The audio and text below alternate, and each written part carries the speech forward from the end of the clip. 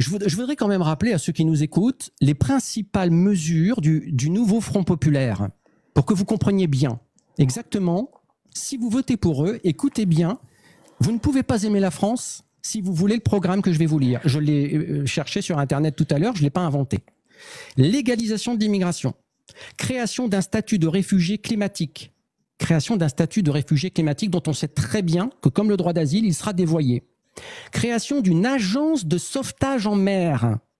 Vous avez bien entendu, création d'une agence de sauvetage en mer. C'est-à-dire qu'on va avoir des bateaux français qui vont aller dans les mers récupérer les populations africaines ou qui viennent de je ne sais où, et on va faire en fait une ligne navale où on va aller chercher des gens qui veulent immigrer en France. C'est de la folie, mais c'est de la folie.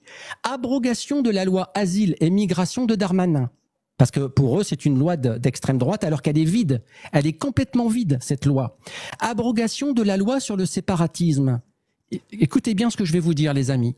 Abrogation de la loi sur le séparatisme, c'est ni plus ni moins, et je pèse mes mots, que de laisser les bras grands ouverts à l'islam radical. L'abrogation de la loi sur le séparatisme, ça veut donc dire que les islamistes radicaux et dans l'hypothèse où il y aurait des radicaux et pas seulement des islamistes et les frères musulmans pourront tout à fait s'étendre sur le territoire national et qu'il n'y aura pas de lois qui permettront de les traiter. On fera en sorte, Marion, vous en avez un petit peu parlé dans mon live il y a 15 jours ou 3 semaines, cette abrogation de la loi sur le séparatisme, c'est un danger public, c'est un danger politique. C'est l'ouverture, les bras grands ouverts à l'islam politique. Autre sujet, régularisation en masse. Évidemment, il faut donner la nationalité à tout le monde puisqu'elle est bradée. La nationalité française aujourd'hui, c'est comme aller chez Action. C'est même pas 50 centimes d'euros, c'est on vous la donne. On vous la donne, sans retour en fait. Venez comme vous êtes, ne venez pas comme nous sommes.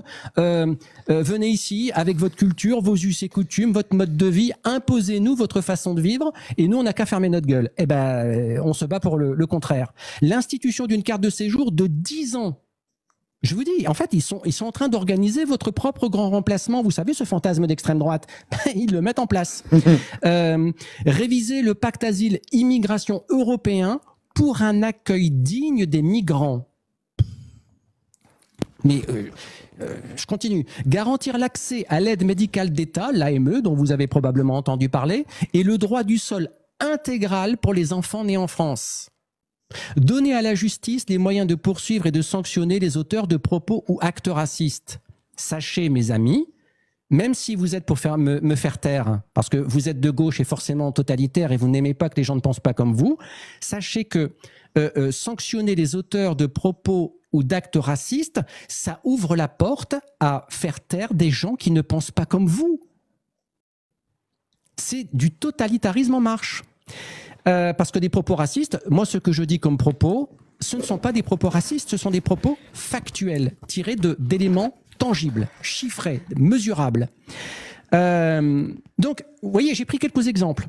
Et uniquement sur le sujet de l'immigration. Hein. Je me suis cantonné à ça parce que j'avais pas, ça me donnait tellement la nausée. Comprenez bien une chose, c'est que l'objectif du nouveau Front populaire, c'est de remplacer l'électorat blanc, l'électorat occidental, l'électorat dit de souche, entre guillemets, par un nouvel électorat. La fameuse créolisation de Jean-Luc Mélenchon, qui ne voit que par ça. Lui-même qui a dit, je crois que c'est lui, hein, me semble-t-il, il y a quelques années, qu'il y avait trop de blancs, je ne sais plus trop où. Mais on est en France, les amis. On est en Occident. On est sur le continent européen, issu d'une culture chrétienne. On n'est pas là pour accueillir toute l'Afrique. Je suis désolé. Parce que je vais vous dire, là, leur projet, là, agence de sauvetage en mer, abrogation de la loi sur le séparatisme, statut de réfugié climatique, etc. Mais ça veut donc dire quoi? Mais moi, quand j'ai écrit ça tout à l'heure, je me suis dit, mais ouvrons carrément un port en Afrique avec des allées et venues de bateaux où on va faire carrément venir les gens, payés par la France et par vos impôts, bien sûr. Venez sur le port, allez, on vous emmène, faisons des lignes régulières. Mais pourquoi s'emmerder? Pourquoi créer une agence de sauvetage en mer? Faisons des lignes régulières avec ces cinglés. On peut faire aussi une ligne régulière Air France.